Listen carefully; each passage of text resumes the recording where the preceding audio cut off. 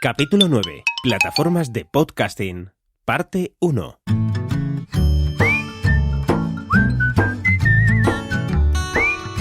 ¿Recuerdas la primera vez que te enamoraste? Yo sí. Tenía como 7 u 8 años y en aquel momento no sabía que yo fuese a ser una persona tan enamoradiza. Tampoco sabía que cada vez que me enamoraba me volvía menos exigente. Era más comprensivo y también más tolerante. Con el paso de los años, bien es cierto que aprendes a enamorarte mejor, como que haces mejor el filtro de quién se te interesa enamorarte y de quién te interesa para otras cosas. Eres capaz de enamorarte de las cosas. Hay gente que está enamorada de su coche. Hay personas que se enamoran de un equipo de fútbol, por ejemplo, de sus mascotas. La gente nos enamoramos, en definitiva. Y la gente que se enamora de algo o alguien la defiende a capa y espada, por supuesto, aunque esté haciendo las cosas mal. No aporte todo lo que tiene que aportar e incluso puede existir hasta discusiones sobre esto con amigos. Imagínate. Hay una frase que se le atribuye a Paul Bocuse. Se necesita poco para hacer las cosas bien, pero aún menos para hacerlas mal. Objetivo Podcast.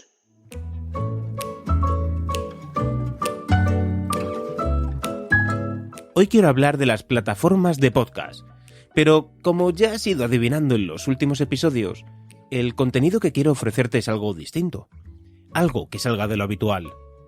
No quiero leerte las características de las plataformas de podcasting. Tampoco quiero hablarte ni comparar sus precios entre unas y otras porque eso ya lo sabes hacer tú, sin necesidad de escucharme a mí. La introducción que he hecho hoy es porque las personas también se enamoran de las plataformas de podcasting y las defienden por encima de otras por diversos motivos.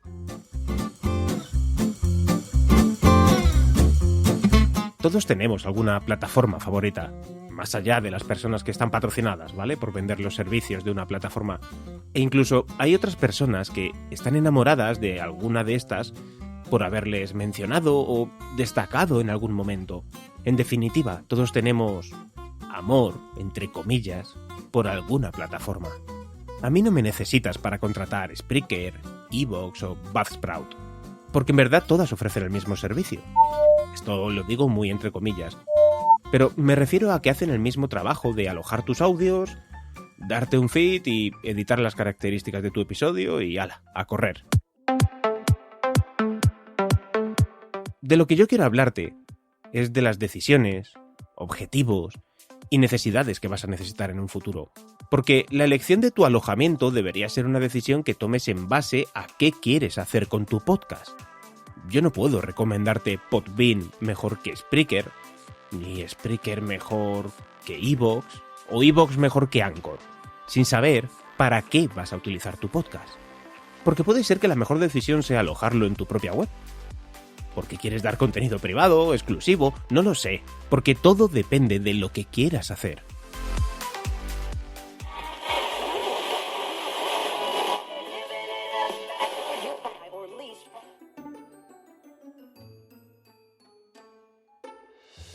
De entre las cosas más simples, pero que marcan la diferencia, está la posibilidad de programar tu contenido, elegir qué día y a qué hora quieres que se publique tu próximo episodio. Y esto es algo que muchas plataformas te lo ofrecen como extra. Otro aspecto fundamental es que las categorías del hosting estén actualizadas a las nuevas categorías de Apple Podcast. Hace meses modificaron las categorías y sin embargo muchas plataformas tardaron en realizar esta actualización e incluso puede que aún haya hoy algunas sin hacerlo. Otra cosa que echaremos en falta a futuro, si no lo tenemos en nuestro hosting, es poder gestionar todos nuestros podcasts desde un mismo perfil. Y esto lo digo porque hay una gran mayoría de podcasters que cuando empiezan un podcast, al tiempo empiezan otro. Y tener que cambiar entre perfiles es bastante engorroso. Y llega un momento en el que hay gente que hasta tiene 3 y 4 y 5 podcasts. Alguno de los aspectos más importantes que valora mucha gente es poder conocer quién ha dado me gusta, quién se ha suscrito a tu contenido y también poder recibir comentarios. Si esta función no la tuvieses, siempre puedes invitar a tus oyentes a mantener el contacto vía Twitter, Facebook o cualquier otra red social. Algo que también debes valorar con especial atención es las horas de almacenamiento mensuales, ya que puedes encontrarte con limitaciones de tan solo poder subir 2 o 3 horas mensuales, por ejemplo. Yo para este podcast o el callejero no sería ningún problema, pero para otros contenidos, por ejemplo, ya necesitaría otro tipo de hosting. Y a todo esto, también deberíamos sumar el hecho de que algunas plataformas limitan el número de oyentes. Es decir, que si alcanzas un número determinado de oyentes, deberás pagar un dinero extra al hosting por esas descargas y escuchas de más. Y esto hay que valorarlo muy bien. Algunas plataformas ofrecen opciones extras, como tu propia página web, aplicación móvil e incluso las transcripciones de los episodios. Y absolutamente todas estas nuevas características, estoy seguro que a más de un podcast les resultará interesante, pero no a todos.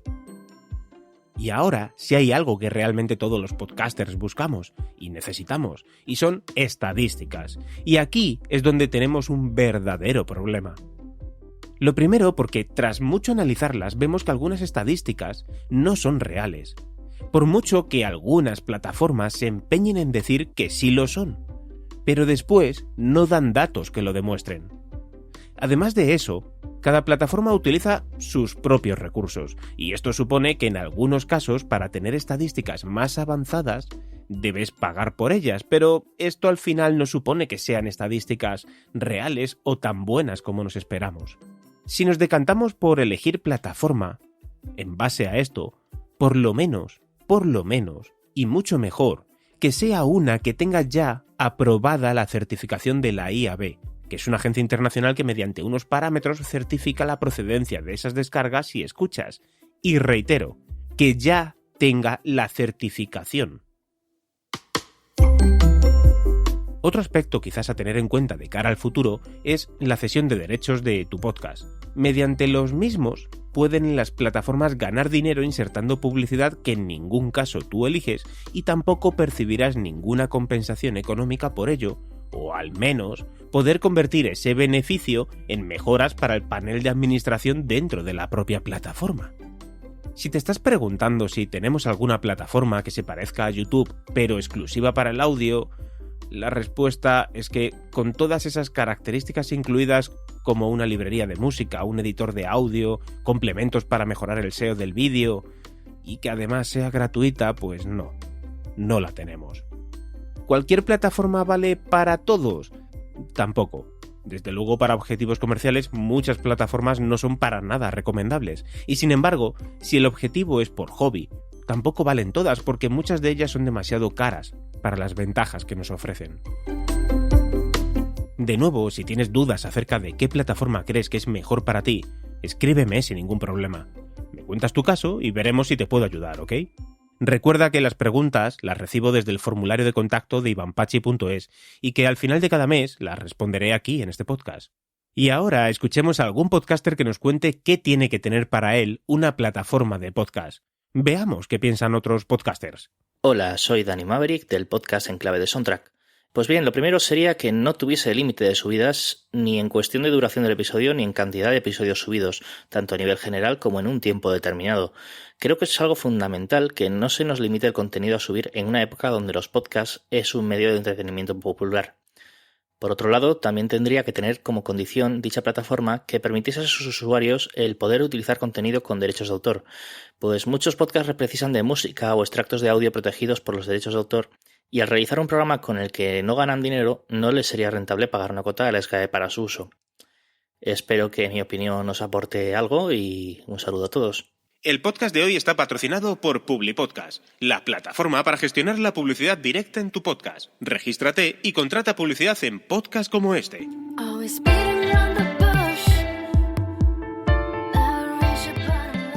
En el próximo episodio hablaremos de ¿por qué tener una web propia para tu podcast?